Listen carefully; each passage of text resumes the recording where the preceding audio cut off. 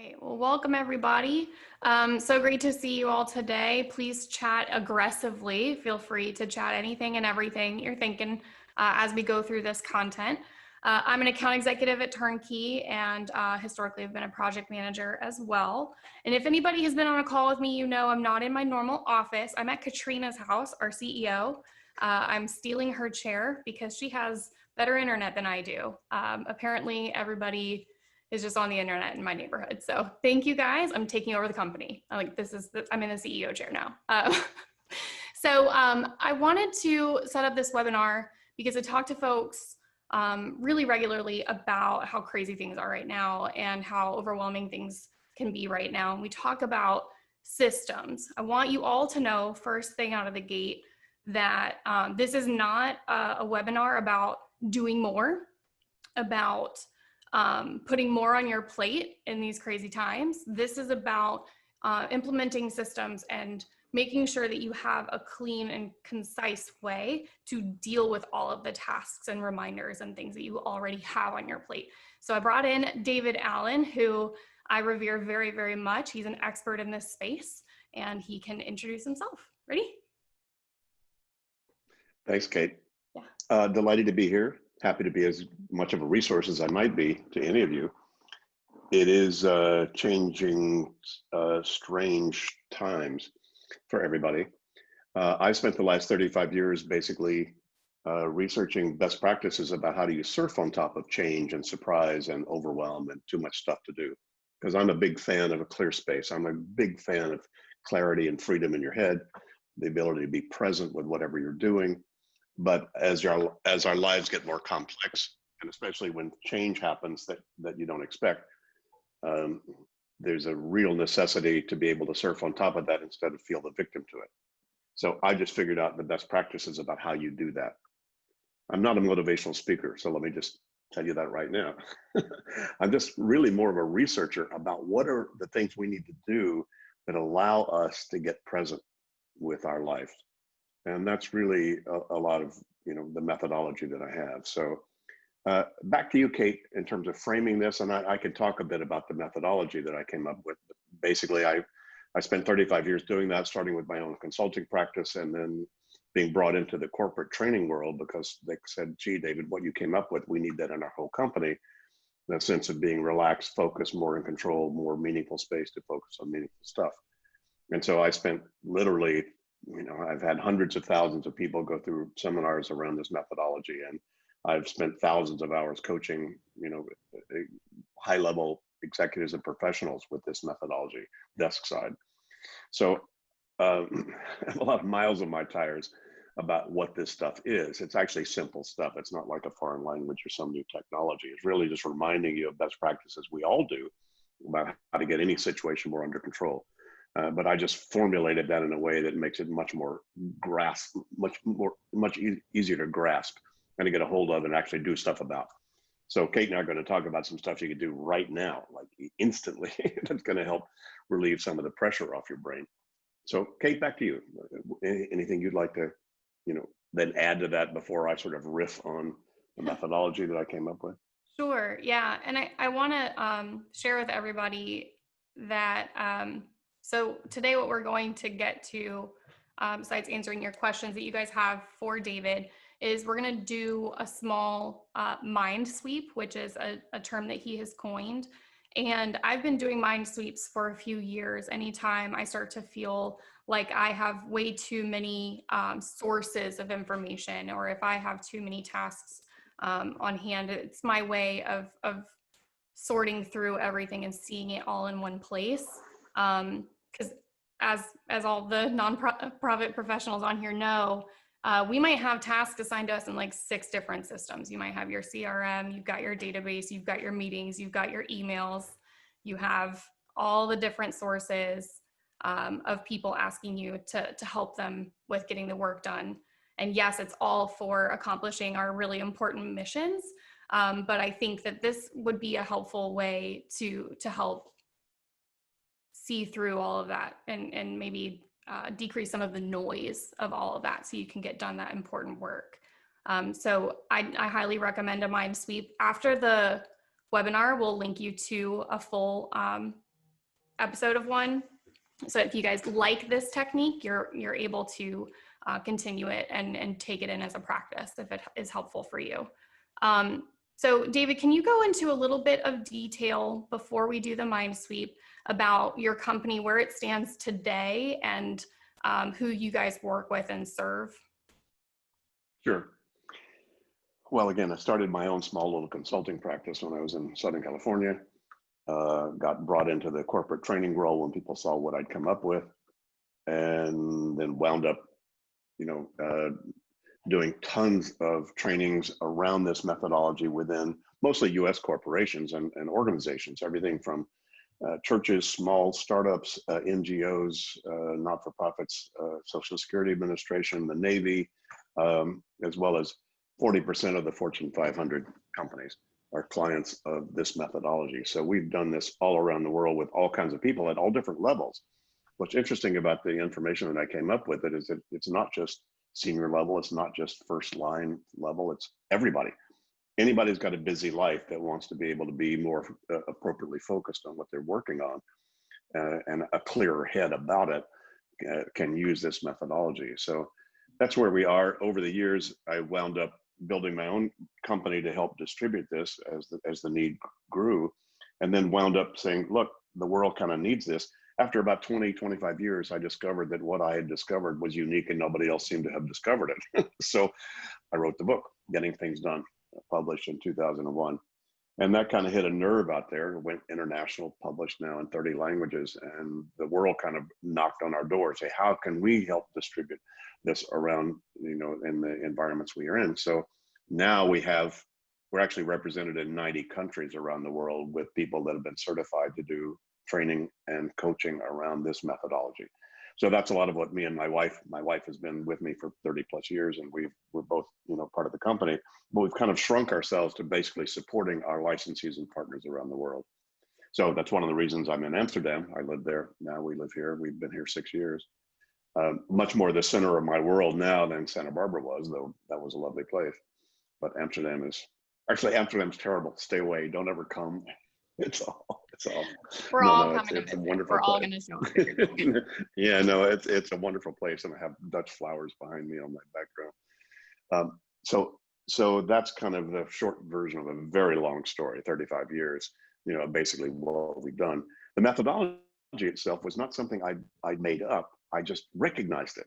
It's what we all do to get any kind of situation more in control, more focused, and feel more comfortable about what we're doing within it.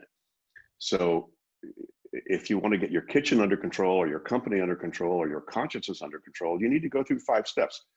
You need to identify the stuff that's got your attention, what's not on cruise control, what's not automatically being handled right now in some way that you trust. So identifying what those things are, and that's, as Kate mentioned, that's what this absolutely critical first process is to identify the stuff that has your attention. Little, big, personal, professional, doesn't matter.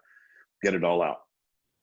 And then clarify what they mean, organize the results into some appropriate trusted system, and then be able to reflect and review on that as some sort of, so you have a trusted kind of external brain to let you know where to be when, and what you're not missing and what you're doing, what you're not doing. And then feeling comfortable more about your choices about all that. So it doesn't make life easy, it just makes it more under control. And I mean control, like control the weather or your kids or your boss, good luck. I'm talking about having something under control, like your desk or your head or your kitchen or a meeting. And having something under control means that I'm not disturbed or distracted by things that are out of control in this situation. And I need to get that kind of grounded so that then I'm free to focus on the things that I really need to focus on without being distracted by it. So the capture, clarify, organize, reflect, and engage 5 steps is what we all do. We actually do that when we do this, but most people don't do those consistently or completely enough to be able to keep their head really clear. So what I'll be talking about is stuff that's not something new that you have to learn. Everybody listening or watching this right now has felt at some point you felt overwhelmed or confused about something, and you sat down and you made a list and you felt better. Whether it's the grocery list for the party you were giving, or whether it was the meeting agenda you had to come up with and get it out of your head, But whatever you did, you externalized it out of your head. And so if you actually figured out why you felt better, though nothing changed in your world, you'd never keep anything in your head the rest of your life. And I don't. That may be evident soon, but not much going on up here except this. There's a lot of other stuff I could be thinking about, but I don't have to because I've captured it. I've clarified and organized the results of that into some trusted place that I know I'll see when I get off this webinar. So I'm free right now for this. So that whole idea is a set of best practices that I'll just be reminding you about. But the first part is absolutely to clarify and get the stuff out of your head. Come on, folks. Your head is a crappy office. Sorry. You did not evolve for your head to remember, remind, or prioritize or manage relationships between more than 4 things. That's about it. Your brain does very brilliant stuff. It's doing it right now. You say, wow, that's a computer, that's a screen, those are lights over there, here's a room, whatever. So your mind actually evolved to take long-term history and pattern recognition and make sense out of your world. It's doing that right now. You couldn't stop if you tried. You're doing that really well. But you go to the store for lemons and you come back with 6 things and no lemons. You know, oops, what happened? You tried to use your head as your office to remember, remind what you need at the store. Wrong, wrong answer. And I just discovered that 35 years ago. Well, it turns out, just go look at any of the cognitive science data that's shown up in the last 10 years that basically have proven what I came up with years ago. Your head is for having ideas, but not for hanging on to them. So I'm sure most of you listening or watching this have more than 4 things banging around in your head. You can only remember one at a time, so you don't actually know how many there are. So a lot of what we're going to do is give you a little exercise to start to identify what those things are. That doesn't mean you're going to finish them, handle them, feel good about them, but it does mean you're going to get them out of that place that's a crappy office called your head. See, your head will remind you about needing cat food at 3 o'clock in the morning, along with rewrite your business plan. In there, if it's just in your head, those take up about the same kind of psychic bandwidth as each other, which is silly. So you need to actually make the unimportant things conscious and objective, so the unimportant things don't take up more room than they should. You know, anyway, so that's a short version of something you could spend a long time studying and seeing what we know, but we just know as practical people. It really helps to keep this stuff out of your head. You know, if you have a list of the phone calls that you need to make, and maybe there are 8 of them, your head is very good for looking at those 8 things and saying, that's the one I should do right now. That'll give me those value, or the easiest to do, or the most fun thing to handle right now, or whatever, for whatever reason you set a priority about which of those 8 to call. But for your head to try to remember those 8 is going to take a whole lot more bandwidth than it has. And then you start being driven simply by what's latest and loudest. And that is not the smartest way to live your life. And it's not certainly a way to get on top of your game. And you're going to feel more like the victim of it than you know, essentially being in the driver's seat about the stuff. So there's a short version, again, a very long story of the methodology. I just uncovered, identified, objectified, and then gave people best practices about how each one of those steps. Mm-hmm. And a lot of the work So that Turnkey does is, so once you've done the work to identify, a lot of the work that Turnkey does with our behavioral psychology that we focus so strongly on is, what is the decision-making model that happens after you've identified the problem or the priority, and setting up that model of how to do the work before you start doing the work. That's a lot of the conversations that we have in our daily lives at Turnkey. So I think it feeds in very nicely. I think we've piqued the curiosity of the people, and we should probably take them through the exercise now, if that's okay. I'm gonna share my screen with a PDF just so everybody knows. I'm gonna toggle the pages. It's 2 pages. I'm gonna toggle the pages about every 90 seconds. So if you missed the first page. Before you even do that, Kate, Yeah. let me suggest, all of you listening or watching this right now, you need 2 tools in your hand immediately available. Tool number 1, a very high-tech tool, doesn't require batteries, doesn't require Wi-Fi.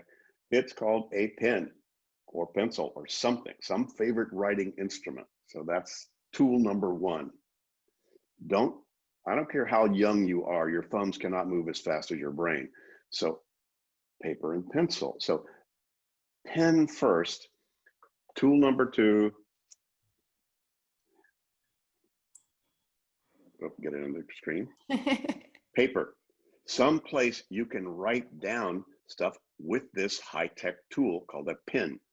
So you need those first, because believe me, if you brought me in as a coach to walk you into this process, the first thing we're going to do is make sure you've got a big stack of plain printer paper or some place that you can start to unload this in a low-tech way.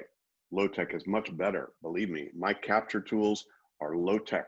I'm a pretty high-tech guy, but this is the best tool that I've got, man. It is carries with me everywhere. It's got pen and paper. It has my credit cards and my tram card and all that good stuff. That's with me all the time. And so low tech is the best way to do this first process. So make sure you've got those tools, and then we'll give you, here's the thing to think about. Every one of you probably right now in a second could think of the 10 things most on your mind besides being in this webinar with us. Oh, I need cat food. Oh, I got to hire this person. Oh, I now have to work from home. Do I have the right desk? Are my kids in school okay? What, come on. I'm sure you've all got a whole bunch of stuff right now pretty forefront in your brain that you could capture. But I will suggest that this does not have to do with priorities, does not have to do with organization. Those will come later.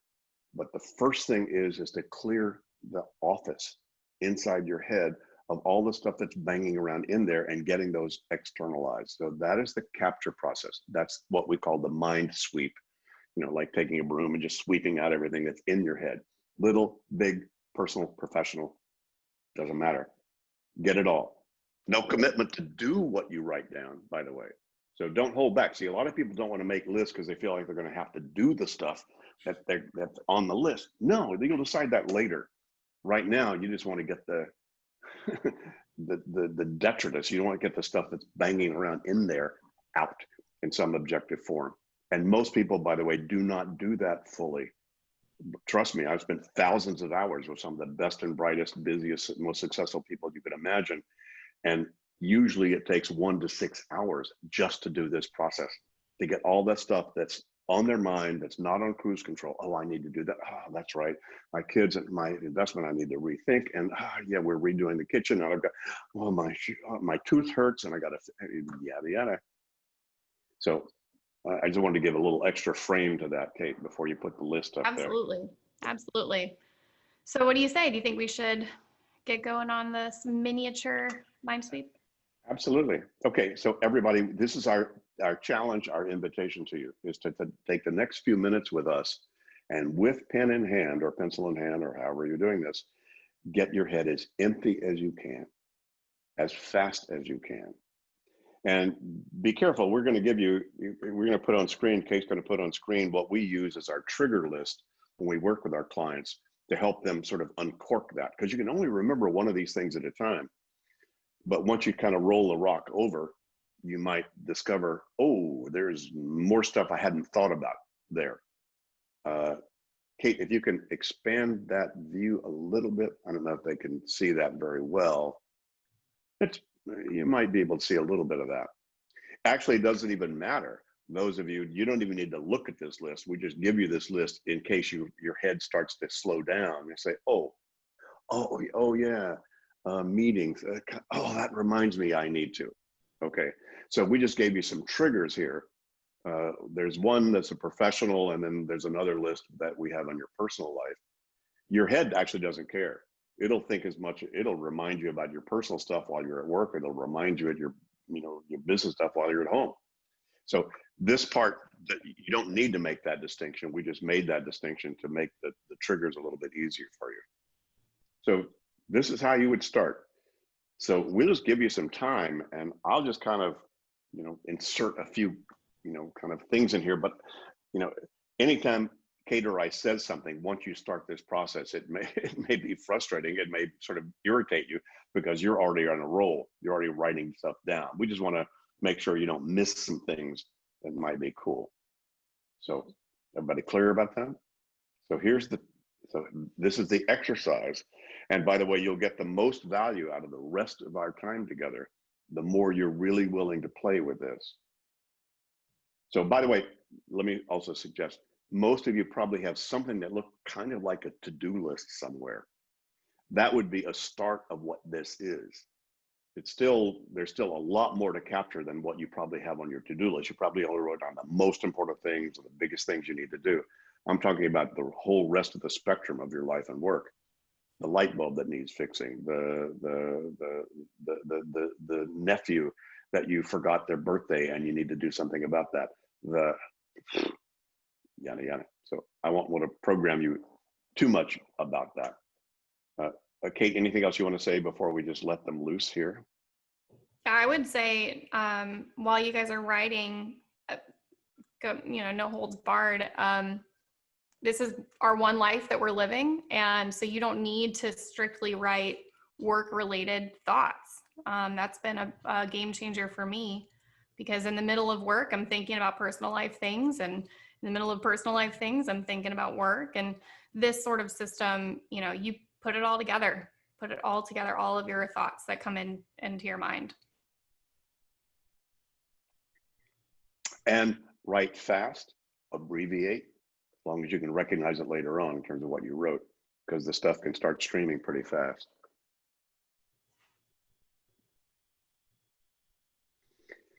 And again, I'll make some big comments. What's projects that are in motion that are not complete yet that you have any attention on? Make sure you get all those.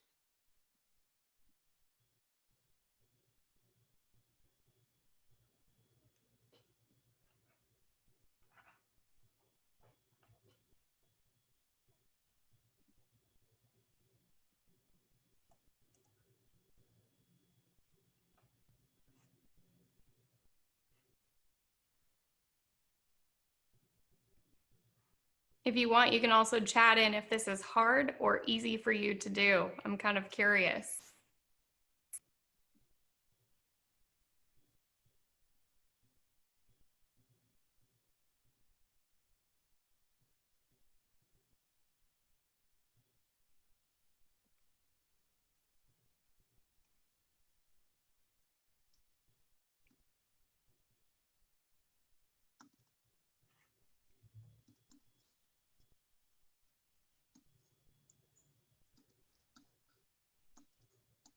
All right, we've got someone who shared this is daunting, a little depressing to do.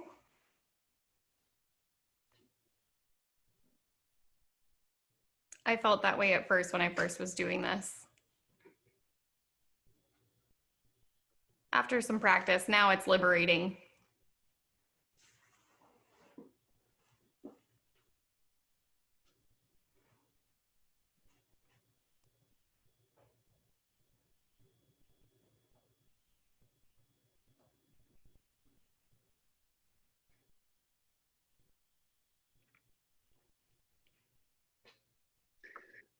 Another key thing to capture are projects that need to be started or clarified. See, especially with the pandemic going on, a lot of people have issues and situations that have shown up you haven't yet identified really as a project, but it really is.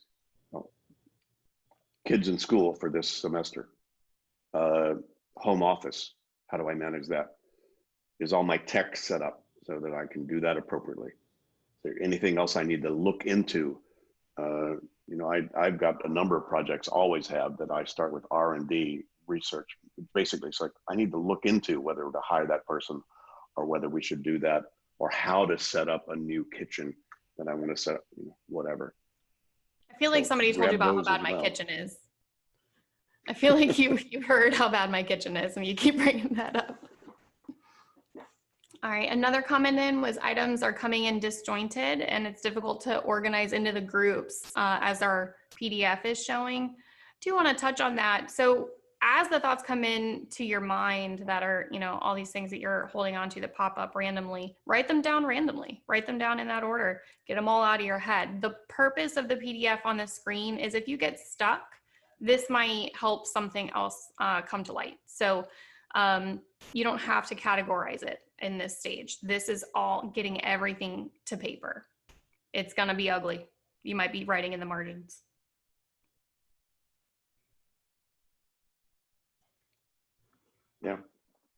And I can go through commitments to others. Who's waiting on you for anything? Your sister, your boss, some customer client you're dealing with. What's on your plate that you've made some commitment about in some way, shape, or form? Anything you owe to anybody? And conversely, what are you waiting on from somebody else? They told you they would get back to you about. Your teenager said he or she would handle X, Y, and Z, and they haven't yet. What's that? You're waiting on something for your boss. You turned them in and you're waiting on your boss to okay or not okay, whether to go ahead. Stuff you've ordered through the web, it's not there yet. What are those?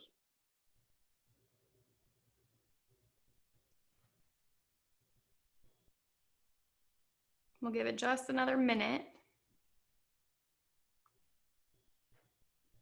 And if you come back and watch this later, you can pause. Or if you're watching this as a recording, you can pause us and keep it going.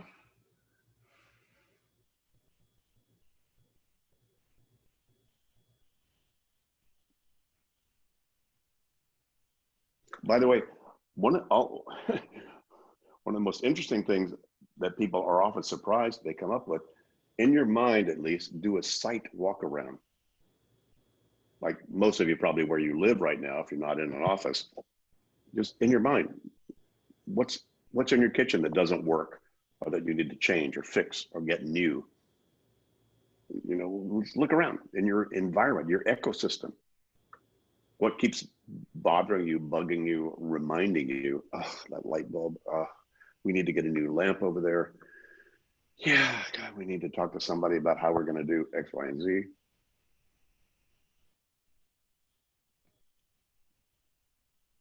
Awesome.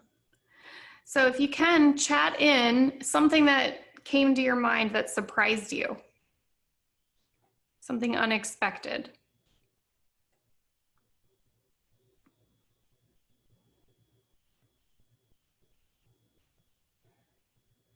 Oh, paint the inside of my stove hood. I love that.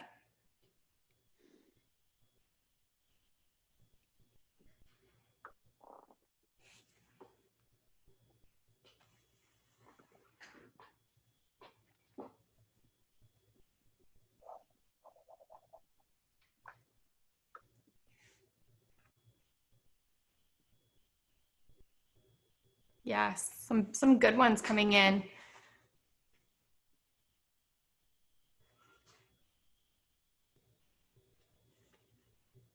Got some health things. That reminded me I probably need to go buy some more masks.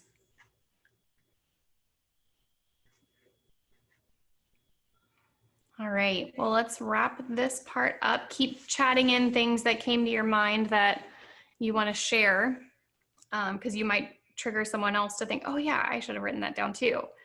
So keep the chat going, but we're going to stop the share and talk about what you would do once you're done with this exercise.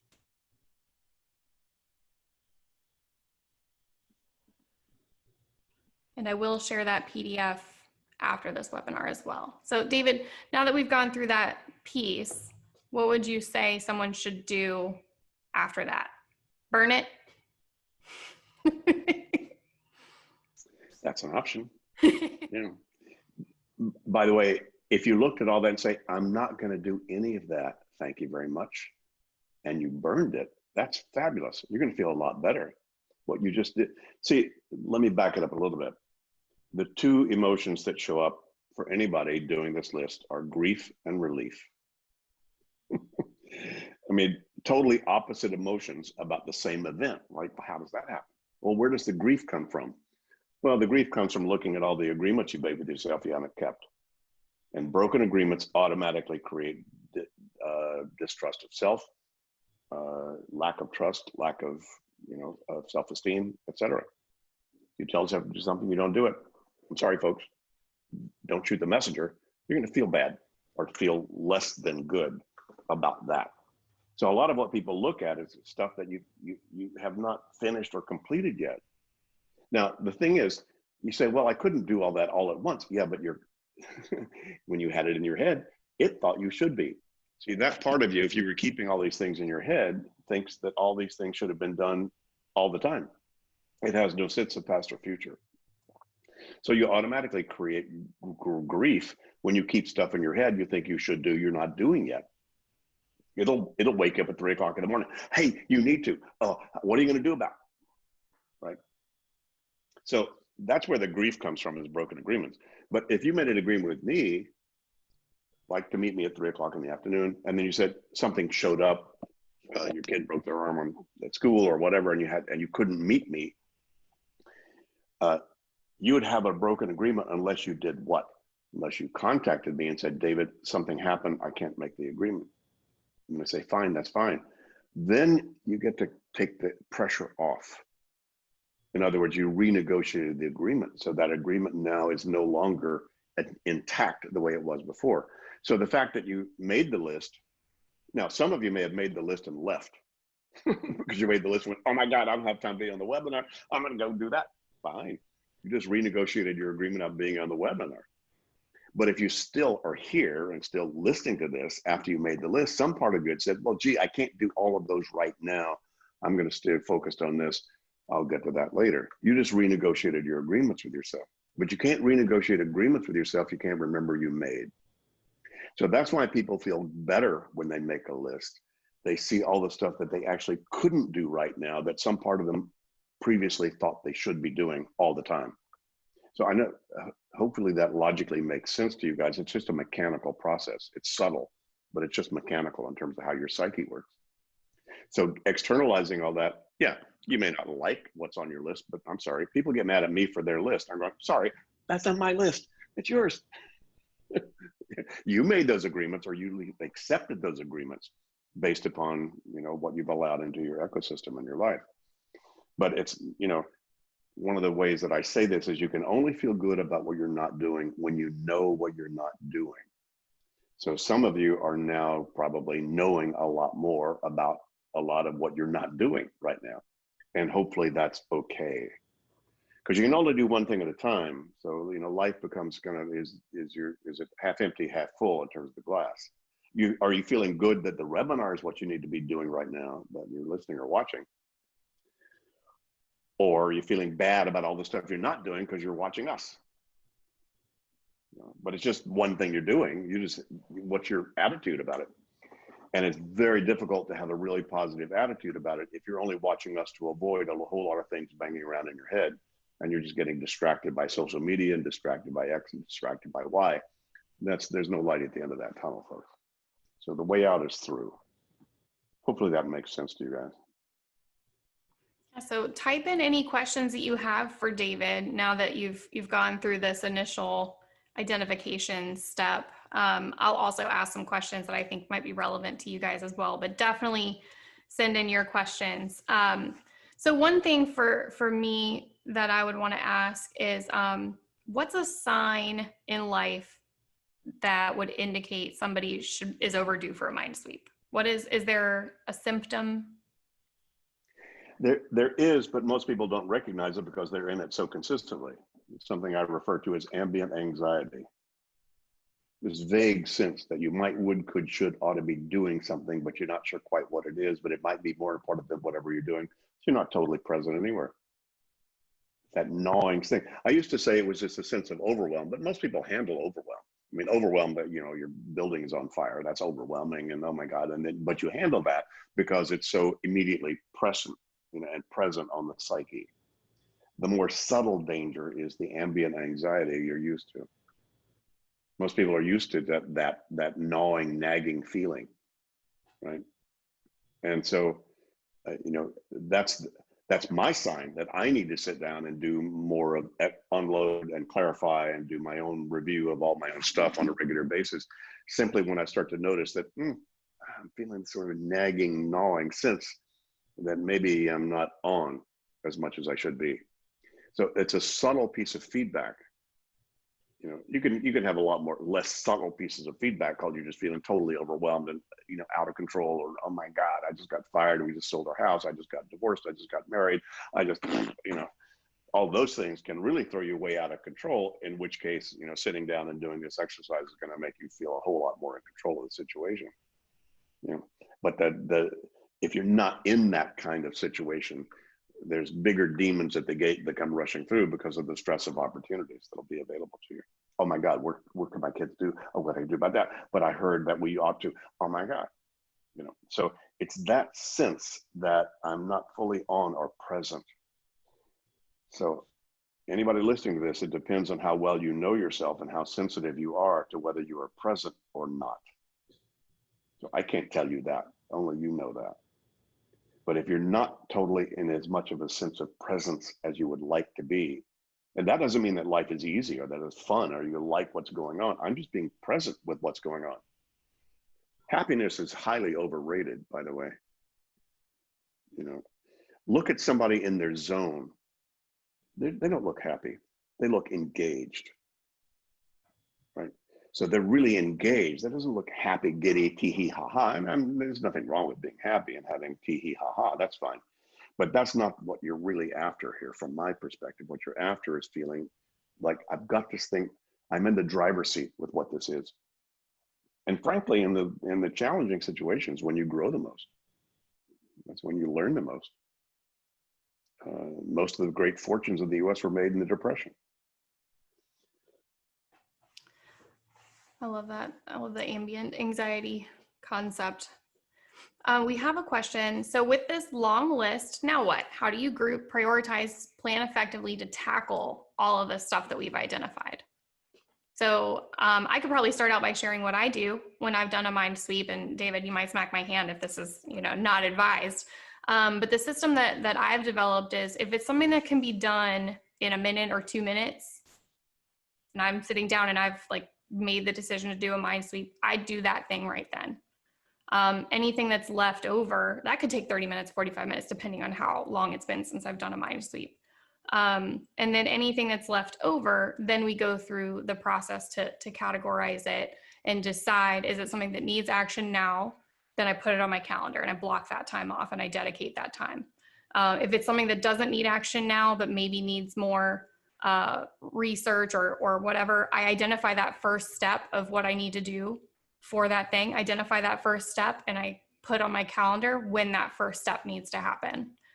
Sometimes it's not something that needs to happen right now. So David, you could probably explain this much better, but the term incubating that item into the future. So that's what I do. David, do you want to course correct me on that for the folks? Well, first of all, if you have enough control of your life that you'll keep your appointments with yourself on your calendar, I say that's fine. Most people don't. And most people get too surprised too often that then blows the hell out of their commitments they put on their own calendar with themselves. And so I do not suggest doing that unless you absolutely will keep that agreement with yourself. And most people won't. So that's the first thing I would recommend. Is that would not be my highest recommendation, that you do that, but that you keep a list of the things to do as soon as you can possibly do them. Now, some things need to be done on a specific day. I have to send that FedEx on Friday. I can't do it before then. I won't have enough data. I can't do it after then because I promised the client they would get it on, you know, I would send the FedEx on Friday. Then Friday, that better be on your calendar, not as a time specific thing, but sometime on that day, that's something I need to do. But anything else, I plan as little as I can get by with. But I keep all the other actions I need to do as soon as I can do them on other lists. Errands I need to run, stuff I need to talk to my wife about, things I need to do around the house, things I need to do at the computer, things I need to do when I'm online. Those are all separate lists that I have of actions I've come up with, but I don't rewrite those.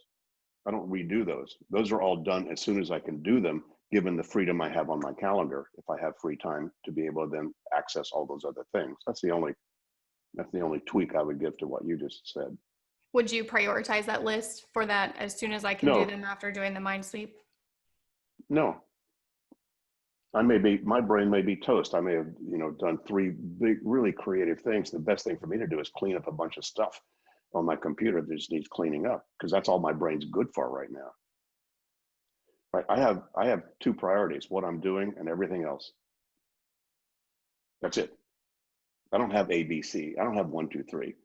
Come on, just taking a nap. One priority: A, B, or C. What is that? It doesn't fit in that. I take naps almost every day when I can, and you don't see any of them on my calendar. I just do it when I feel like doing it. So I'm prioritizing all the time. So are you, and anybody watching this is doing this all the time. Every time you choose to do something instead of other things to do, you're making that a priority choice. You want to make sure that's a comfortable choice. So there's a lot of things you need to do to make that a comfortable choice. But I suggest that not over planning or over structuring is probably one of the best things you can do to take some of the pressure off yourself. Now, if you need to do that, I say that, there's a big that said. There are a number of people, especially if you have calendars that other people are adding stuff onto that, where you better grab discretionary time for yourself, because you promised, something that's going to need at least 1 to 2 hours of your focused time to be able to produce by the end of the week. Then yeah, you're probably better off to then, time block that, so that some part of you feels comfortable. You don't have to keep thinking about it. You'll handle that Thursday between 1 and 3, because you blocked out that time for yourself. But I say only in those instances would I ever use my calendar in that respect. Mm-hmm. So the prioritization should come to you organically as you have the time. Well, yeah, come on, prioritization. I identify the 6 levels of commitment people have with themselves. Why are you on the planet? That's job 1. What are your core priorities? That's, part of that. What really, really, really matters to you about that. And by the way, where are you going in your life, career and lifestyle wise? 5 years from now, where do you want to be? There's another horizon you need to get clear about. And by the way, what are the things you need to accomplish between now and then over the next 12 to 24 months? The goals and objectives that you ought to finish. It's another level of prioritization. Then you have, what are all the things you need to maintain? How's your health? How's your vitality? How are your relationships? How's your dog? And how are your finances? And there's all those levels we need to just maintain, so that we've got a balanced and functional, viable system and systematic process to be moving toward our goals. Then you have all the projects you got to finish about that. I got to research whether to give my kids karate lessons. I need to hire the vice president. I need to fix the tooth that hurts. Most people have 30 to 100 of those projects. And then you have about 150 to 200 next actions about all those moving parts. I need to buy this light bulb at the store. I need to talk to my life partner about this thing about the potential vacation we needed to cancel. And so there's all those different levels of agreements we have with ourselves. So we say, how do I set priorities? To say, well, which one of those contents needs more thorough reviewing, so that you feel like you're on course? To any action you take, why do you even want cat food? Well, because I have a cat. Why do you have a cat? I love cats. Great. Why do you love cats? Oh, they open my heart. I come home. Wonderful. Then how important is opening your heart to have a cat? Like, oh, that's really important. Okay, now I got it. So anything you're doing actually comes from some other higher level or different level of what you consider important in your life. But for me to give you a simple formula, I've tried all these 35 years to find a simple formula about prioritizing. And basically I just say, trust your heart, trust your intuition, trust your gut, trust your liver, whatever you trust. To look at a list and go, that one, not that one. Some people, and some of the most successful professionals I work with, one person, their big priority is, what's the thing that hurts the most that would feel the best if I finished it? They do that first thing of the day. Another one says, what's the most fun thing? Right? So they get my energy going and get on a roll. And then I handle all the ugly stuff because I got higher energy. Take your pick. Right. So I'm not there's no simple formula about how you set priorities. However, it's very difficult to trust your priority choices if you've still got stuff banging around in your head. Right. So I'm curious if anybody wants to chat in. What's a unique system or method that you use to keep things organized? And it can be big, it can be small. Somebody mentioned that they use Trello to do this, getting things out of your head. I've got a weird example that came out of doing this. I noticed that a lot of my stress was forgetting to give things that I had borrowed from other people back to them. And so, you know, I would have things for my mom, things for my friends, things for work. And I had them all spread around the house. So I actually made a bin that sits next to my door. That's the return bin. And so anytime I leave the house, I check the return bin and, oh, I've got to take that thing back to that person. I borrowed that Tupperware container when somebody made me banana pudding, which was amazing. You know, that's sort of a attention to the system is something that this could bring you. Alrighty, so let's see in the chat. We've got, what if conflict avoidance is at work? Do you mean is at your workplace, or do you mean you've got conflict avoidance that is in play in this situation? Because I avoid conflict at work all the time, shamelessly.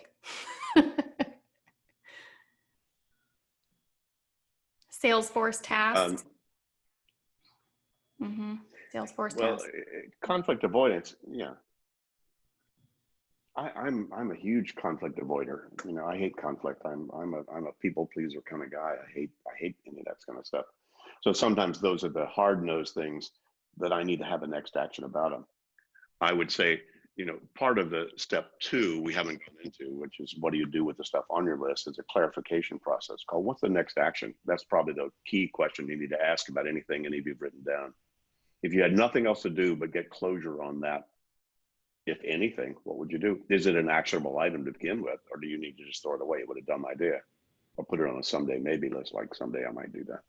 But if it's an actionable thing you need to do, then the key question to ask and answer is, well, okay, if you had nothing else to do but that, and I was going to pay you $1 million to start, where would you go?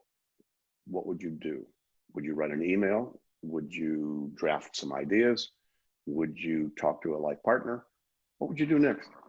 What's the next thing you need to do? And most people actually avoid that decision about tons of stuff. Believe me, I've got 35 years and, you know, tens of thousands of hours, you know, coaching people just through that simple process. What's the next action on the stuff that's got your attention right now? So if there's a conflict, and I say, well, great.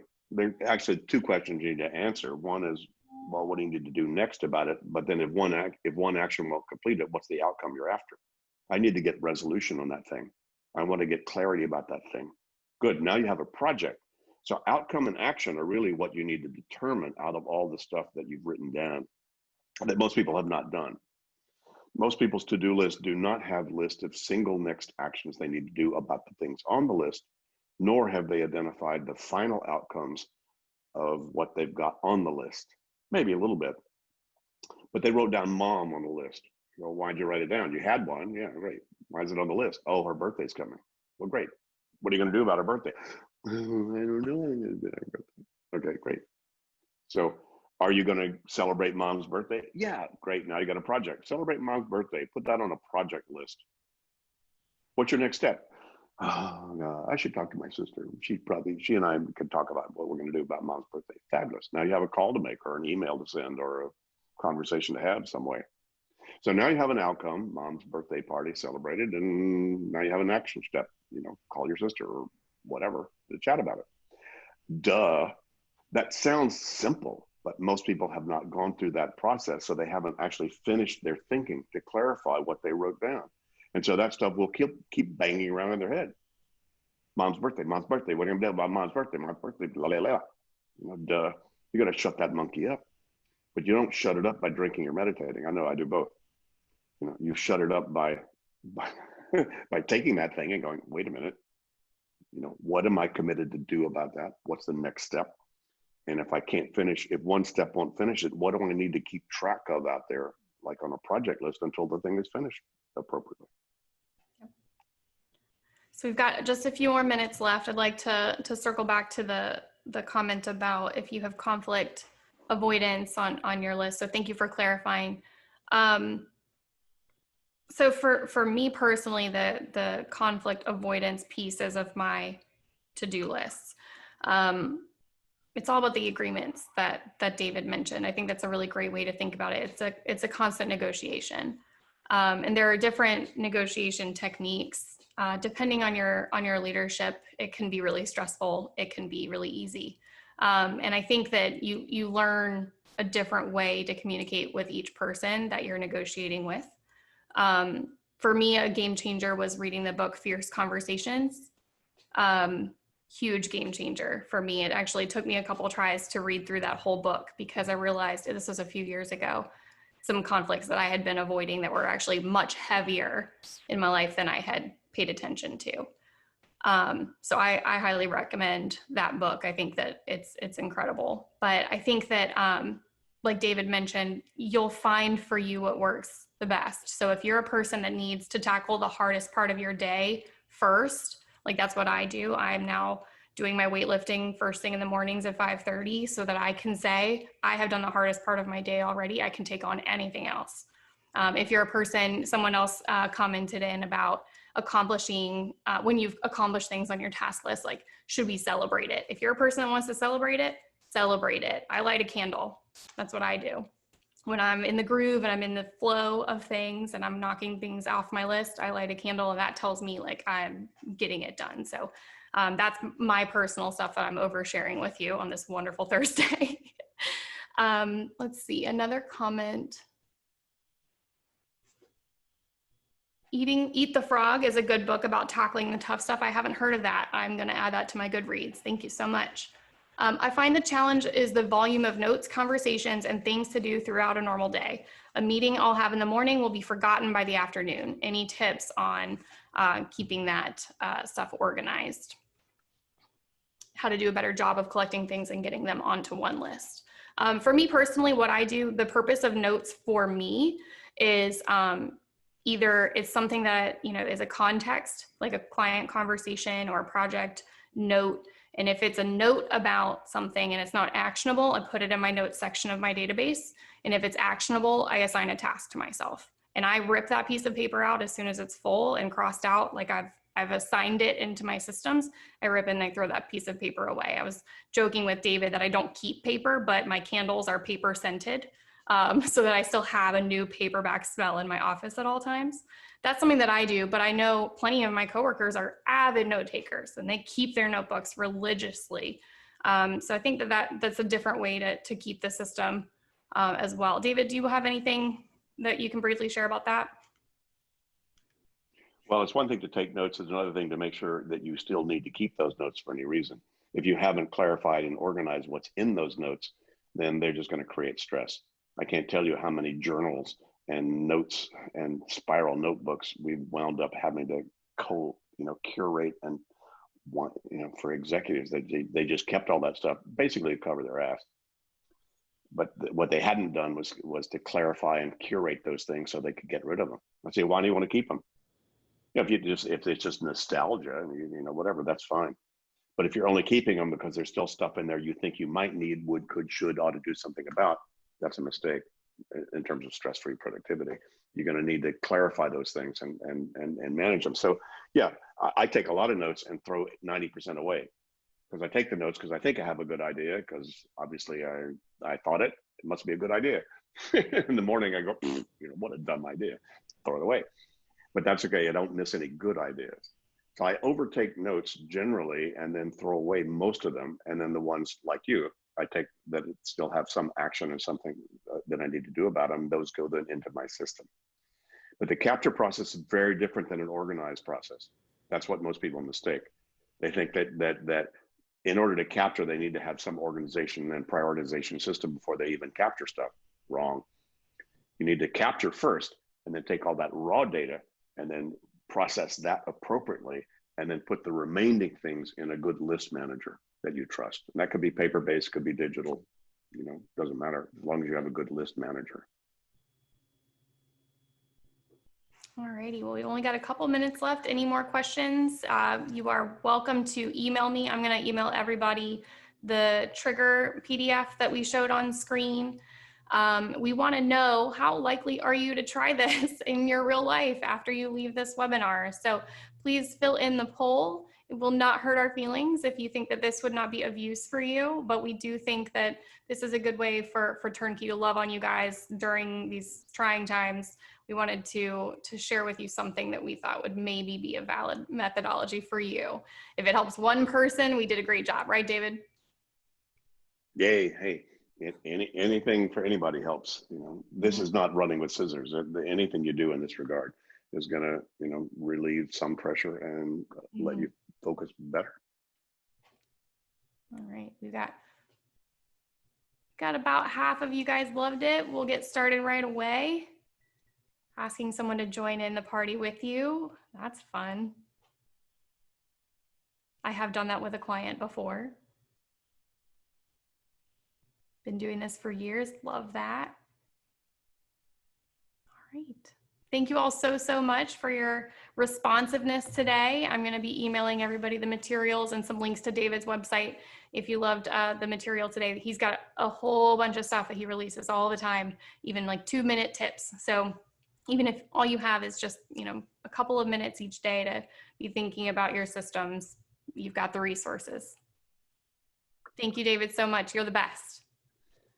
Yay, thanks, Kate, and thanks all of you, and, you know, all the best. Stay safe, wash your hands, laugh, you know, get through this game. Yay. All right. All right, everybody, have a wonderful day. Thank you.